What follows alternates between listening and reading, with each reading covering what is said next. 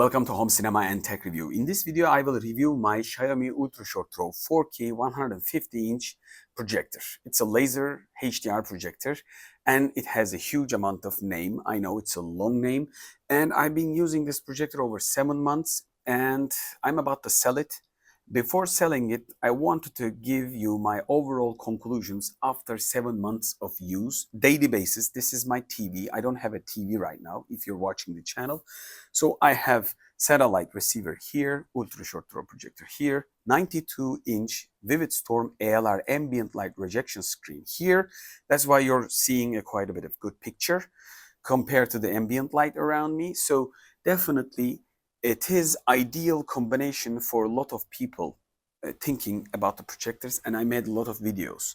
But I'm going to sell it for the sake of the channel. I'll try to create new content, and I'm also creating a new setup, which will be probably a little bit more fun. So in the beginning of the video, I will directly tell you my 7 months of conclusion. So without further ado, let's start with the positives and negatives. This device's spec will be on here, probably on the empty space, and I will try to tell the positives and negatives around here. Probably on the screen you will see it. So let's start with the positives. This device has probably the smallest budget, so this is about $1,500, maybe even less if you can find a budget option like a discount. So this is the cheapest ultra short throw, a laser HDR 4K projector.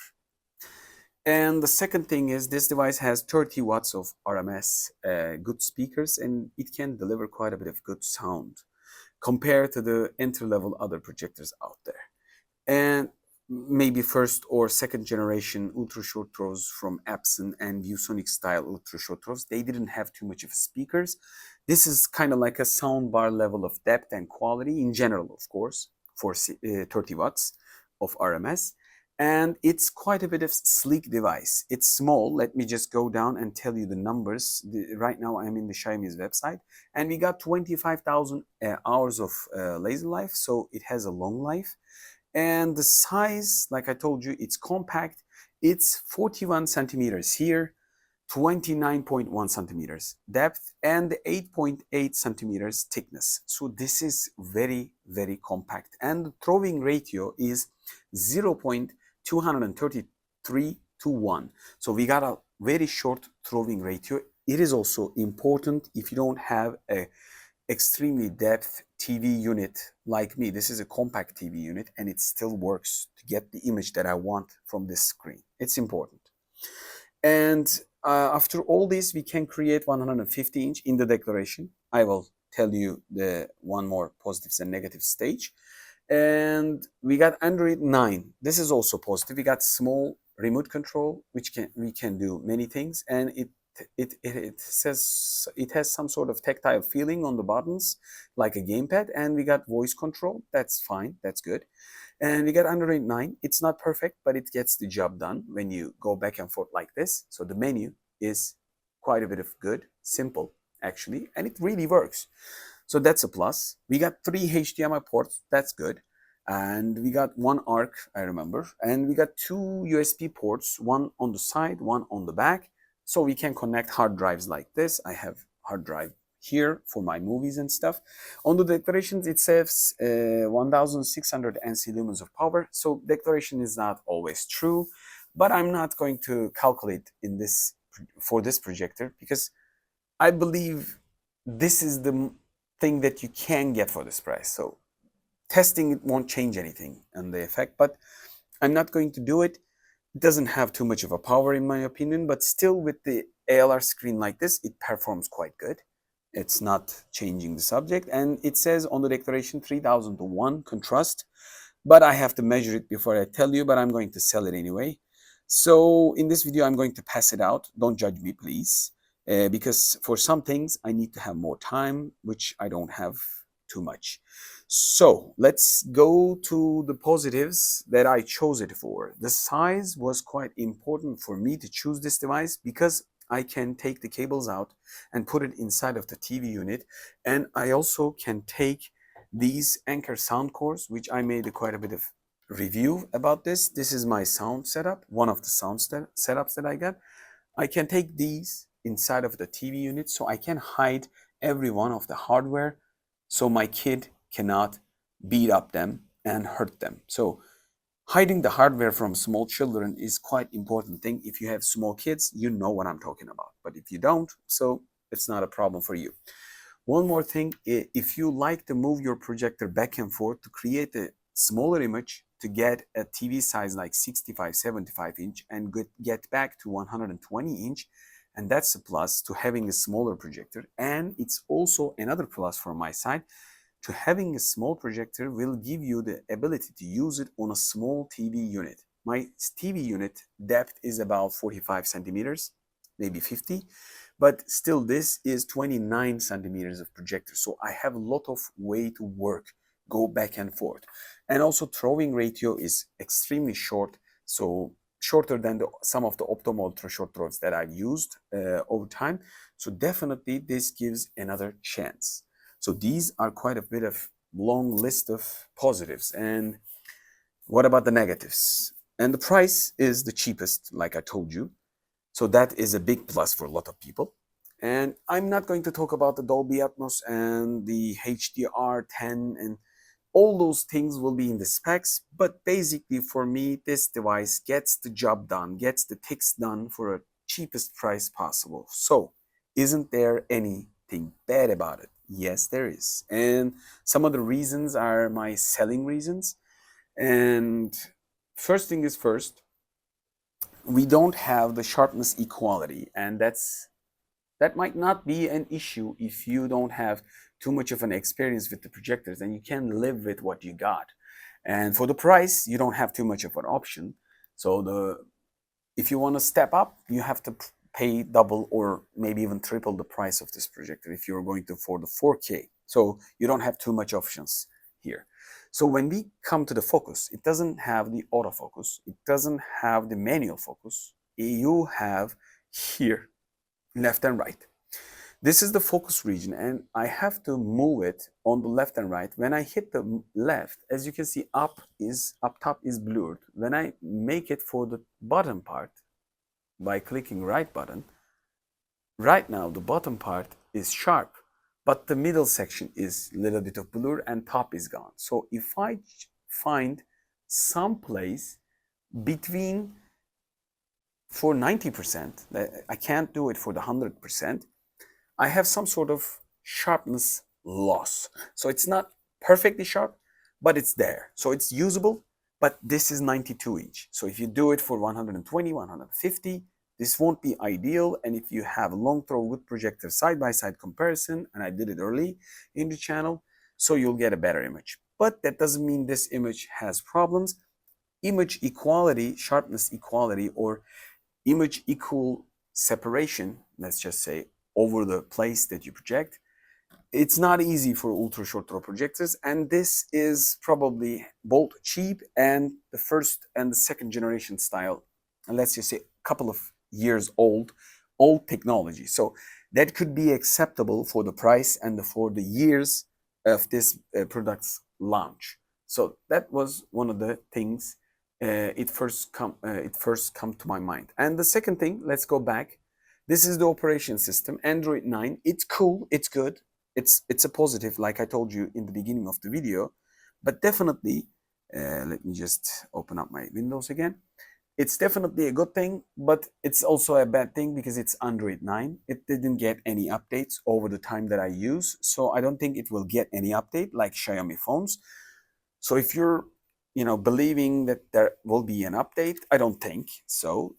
Just like the Xiaomi phones, they will deliver you good hardware for a low price, but update and software doesn't come. So you have to know what you're dealing with. I recommend, if you're focused on the operation system and using apps and so like Amazon Prime and Netflix and stuff, I recommend getting a Google TV dongle for 4K.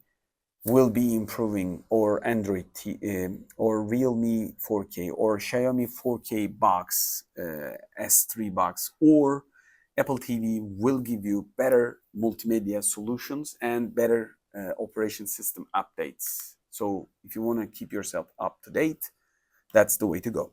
But you can still play 4K YouTube videos like this. So that's also plus and minus, could be. And one other problem we have, since it is 8.8 centimeters, it's quite thin. And so the fans are probably 6 centimeters, I presume that. So making a lot of noise in the beginning, even in the beginning, not without getting hot. So why am I comparing to this? I had the Epson TW EB 685WI. It was ultra short throw, big projector, and it had 8 or 9 centimeter fans. And in the eco mode, it was a 10-year-old probably model.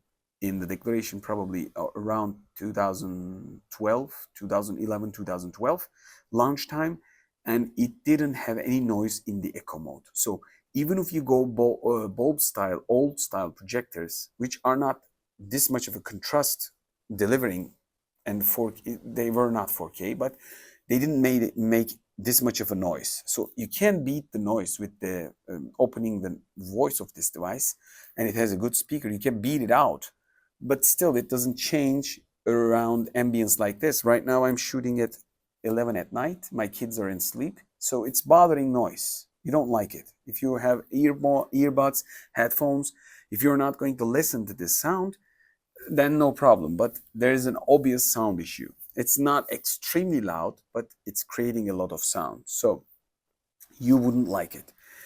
And negatives are continuing probably. And the 1600 ANSI lumen on the declaration is not extremely powerful if you ever compared above 2000 ANSI lumen ViewSonic, Epson, Optoma style ultra short throw projector. And like I told you, sharpness equality has an issue. And if you go big on the declaration, it says 150 on the name of it, but I don't think it can project above 120. I tried it, you can do it, but the sharpness won't be making you any happy. So if you go big, you will lose the sharpness. The ideal size is about 92 or 100 inch. And if you go above 115, 120 up tops, after 120, you wouldn't want to use this projector. It feels like full HD after that size. And also, when you go big, you need ANSI lumen, you need light power. If you don't have that light power, you wouldn't want to go big, extremely big, because you will lose the contrast. Maybe I will do another video about this, but you need light power to increase the size. So that's another issue. 150 inch is not enough light from this projector. So over getting all these specs, isn't there anything good, anything choosable about this projector? And also one more big negative, probably, or two more big negatives will be latency is about 92 milliseconds. So this projector is definitely not for gaming. If you want to connect like my Xbox Series X here or PlayStation 5, you have to adjust your eyes, because otherwise it will bother you very much, because 92 milliseconds, just think about it. Let me just give you a couple of examples. If you're not going to play third-person games like, let's just say Uncharted from PS5 or PS4, or something like Tomb Raider series from PC, kind of like maybe Assassin's Creed style third-person games, then the issue won't be that obvious, and I played those games, and the result was quite good. But when you turn around with the camera, it was obvious that you have latency and blurring issues too much. And the second thing, I played FIFA with my family members, and everyone just thought the same thing. The grass is becoming way more blurry. It can't be watchable. And if you play racing games, car is not a problem, but if you move faster, like Forza Horizon 5, you definitely feel sides of the roads too blurry, and it affects the visual quality, and it becomes choppy in certain positions. And when I say choppy, I'd like to talk about one other thing, one other problem. It depends also where you live. I'm connecting this device to my TV satellite box, and if you have like subtitles or lower third videos from news like passing away, TV, let's just say in my country, TV probably signal is about 30 or 24p to 30p, but this device is trying to fix at 60p. So image looks very choppy. If I find an example, I will show it to you. Underlying text will look like this, going back and forth and quite a bit of choppy. That's another problem. So all these things could be problematic and no problematic. So it wasn't bothering me for a casual user, even though I know all these problems. I don't care. So if you're picky, if you care about this stuff, if you care the visual quality, you have to know when you give up from the money that you spend in the first hand, you're going to get some sort of, minus effects and negative effects. These are the negative effects. If you're going, so who is this projector for and why I bought it, right? I've been using it for 7 months. So is it any good? Yes, it is. I think it's a good projector for money. It's a good value for money. The second thing is you can really casually watch TV series, watch movies, play casually games, no problem. But if you're a serious gamer, this is not for you. If you're a serious person that's going to sell their 65, 85-inch TV and get this projector and ALR screen, this is not the projector. You have to spend double the money, get proper, sharper, better, brighter projector like Optoma P2000, Epson LS800, probably 3 times or expensive, and let's just say Optoma UHZ 650. I don't remember old models, but there are a lot of models. AVOL for movie, a lot of models out there. So you have to go higher end. ViewSonic probably have some models, but all these models have at least double or triple the price of this projector. So you're going to either pay triple price and have to again get a screen, $1,200, $1,400 level, depending on the size. So you'll be getting around $5,000 level. But this combination with the screen is about $3,000. But if you don't buy the screen, if you're going to go man cave, fully dark room, you can use this projector for casual cinema setup and you'll be happy with it. I'm not against it. I've been using it for 7 months and I can recommend it for the price. If you find discount, you can definitely check this thing out. If you find it in the second-hand bargain style, don't hesitate it because it has a long battery life. But if it's not abused too much, longer time opened and used and dust inside and stuff. So if it's a clean product without any problem, you can buy it. And if you're not going to go for FPS games, PlayStation 5, 144 Hz, low milliseconds and whatnot, the latency in gaming is the issue, this is not the projector. So I made another video about what you can get for the same price, Epson TW7000, maybe 7100 style long throw projector, and how much of a difference does it make in the visual quality. I made whole another comparison video. And I compared this device with an Epson, or also again, ultra short throw, old projector, 720p, and you'll be amazed by the results. But this is the projector that you can buy 4K, lowest priced, HDR, with a speaker, with Android inside. So everything is inside. If you go to the other way, you have to spend $45 to the Google 4K dongle. You have to spend probably similar amount of money to the 4K projector if you don't go to the Optoma DLP style. If you're going to go Epson, probably you're going to have to pay similar price to Epson TW7000 series or similar BenQ models for DLP. But definitely you're going to have the long throw projector issues, like you have to mount it on up top to the ceiling, or you have to walk between the light and the screen. And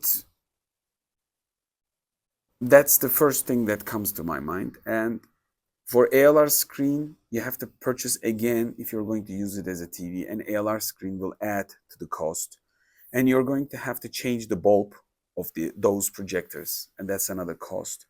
And the contrast might not be extremely close to the laser models, but definitely you'll get a good contrast, believe me, if you pay the same amount of money, and I made that video. So it's a buyable thing. It's up to you. If you're looking for a short throw, ultra short throw projectors, if you can find this one. If you can find something similar, let me know for the price wise. I'll try to review it. Or if you know any company that produce similar stuff, I'll ask them to send it to me for a review. We will check that out. But for this video, this projector is about to go away. I'm selling it, and I will be continue with a new setup. New setup will be interesting, believe me, because I'm getting TV again, and probably try to find a way to apply the projector in this setup and also the studio. So let me know what you think at the comment section below. But this video is not end yet. I will show the physical details of this projector in the second part of this video. I just made the conclusion. This is finished. Like, I've made my conclusion. You can buy this device depending on your needs, but you have to know who is this for. But in the second part, you'll be seeing the physical specs of this device, up close shots, and then the video will finish. In this video, I'm not going to show you the picture quality. For the picture quality, at the end of the video, around the corners and at the bottom of the description of this video, you'll be finding this projector versus another projector. This projector versus long throw projector, kind of like videos. So you can check the picture quality there. I hope to see you in the next video, but don't skip this video. Watch this video until the end and let me know what you think at the comment section. Ask as much as questions as possible because I create many tutorials from your questions. Hope to see you in the next one. Hope to see you in the end of the video. Until the next video, hoşça kalın. If you watch this video until now, this is probably the end of the video and you are still wondering and you think you will purchase this device. So let's take a look at the physical parts. This is a darker color version. I believe the 4K comes this color. This is not black, quite a bit of dark blue, I can recall it. And also we got piano black in the section of this projection area. As you can see, this is piano black. The laser comes from here, the visual, and it's dusty because it's daily used. I didn't clean it, but it's not too much of a dirt on it. I think it can handle it. So we got a side rollers which you can move back and forth to adjust the height of the projection area, which is important. So you create something like this. Let me just show you on the side. If you make this up, visual will go down. That's an important issue for ultra short throw projectors because we are projecting like 45-degree angle. If we angle the projector a little bit down, the image will also quite goes a lot of way down. But definitely that's an issue because you're going to skew the image. Like it will be, let's just say rectangle in the first. If you skew the image and if you put it too up like this as much as possible, put something beneath it, it's not going to act like long throw projector angle because you're projecting from very short distance with an ultra short throw wide angle lens. So picture quality will be like kind of like becoming a rectangle up top or at the bottom. So it's your choice. I wouldn't recommend it. So it needs to be balanced and everything needs to be perfectly placed for ultra short throw. That's one of the reasons you need to choose the right projector and right throw ratio. That the closer to throw ratio of this projector will give you advantage. That's one of the reasons that I chose this. But again, it's going away. It didn't stop there. So in this part, I got a USB port here and no USB port here. Sides are symmetrical. As you can see at the back, what do we have at the back? Let me just go up. We have at the back HDMI ports, USB 2.0. I'm sorry to say that, but still. You can connect to hard drive, but it's not fast. So audio output, AV input, SPD, digital audio, and Ethernet connection. These are the connections, and this is the three-socketed, like a clover leaf, half clover leaf, maybe I will call it, power input. So at the bottom, we don't have too much. We only have silicone feet, and for the base, we got two holes here. That's a positive if you're going to expect some bass, and it is bassy. When I say so, you can believe me. So you're not going to see it at the back, of course. From the front, the device looks like this. I believe this is extremely good looking projector. It's compact, it's good looking on the TV unit, anywhere that you put it. so you won't be any bothering yourself with the design of it. And the remote control fits it perfectly. And let me just show you up close. This is the remote control, and I believe it deserves a chance. This is a Bluetooth remote control, and it fits your hand perfectly. It's a small device. It doesn't have too much of buttons. So I believe this is the physical part, and it's over. Like I told you, it has quite a bit of good design. So cold air comes from this side, and hot air goes out this side. This side is quite a bit of heated. If you're going to put some CD player or amplifier just right beside it, this device won't be happy. And if you're putting the console like Xbox from sideways, if the intake is here, that will be a problem because the hot air goes out too much. So if you're going to put your console, you have to put it on this side, not this side. That's a caution. So if you do it, that's an issue. Like I told you, the size is quite small. So 41 and 8.8. So it's quite a bit of small unit, and 29 by 1. This is the smallest 4K projector that you can find. And again, I will repeat it in the end of the video. It's recommendable for people who are quite a bit of casual for stuff, not looking for extreme picture quality, not looking for extreme quality on anything. But overall, if you want to get the job done, this could be thinkable like a Golf style car, maybe less than a Golf like Skoda, maybe even let's go little low Seat, maybe. So it delivers everything that you need for daily basis, but it's not something special. And if you think the cinema setup is something special, you need to invest more to these setups. And higher you go, if you take one step above, you'll pay twice or third, 3 times more money than this device. So you have to think very careful. Even this is not cheap. And if you're going to long throw, you have to think again what kind of a setup, what kind of a room that you need. And if you want to learn all these, you can check out the videos around the corner at the bottom of this video's description. Hope to see you in the next video. Bye from Home Cinema and Tech Review.